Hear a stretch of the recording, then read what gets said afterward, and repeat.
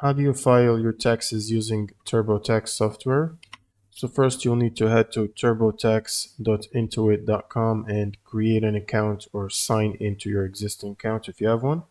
And the software will ask you for your information, so you can answer basic questions to fill out your informations, or go to My Info here, and you'll need to fill out this info about yourself, which will include the filing status, dependents, state of residence, and income sources.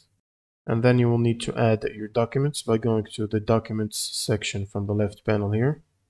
And then you would add your tax documents by clicking on Add Tax Docs and choose which way to add your docs. You can either upload, snap a photo with your phone, or import from your financial accounts if it is supported.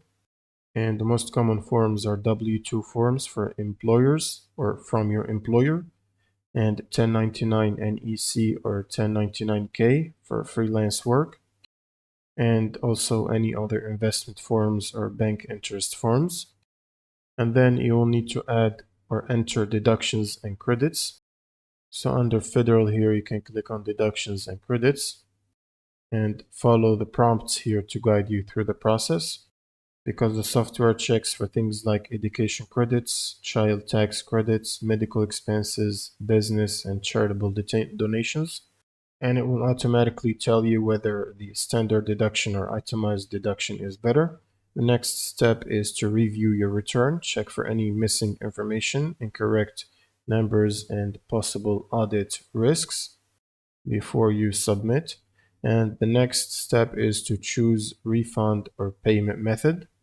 So if you're getting a refund, enter your bank info for direct deposit. And if you owe taxes, you would pay by bank transfer, debit, or credit card, and set up a IRS payment plan. And the last thing is you'd basically submit or e-file your taxes, your federal or state taxes return electronically. And once you do that, TurboTax emails you confirmation updates, and the IRS usually accepts returns within hours.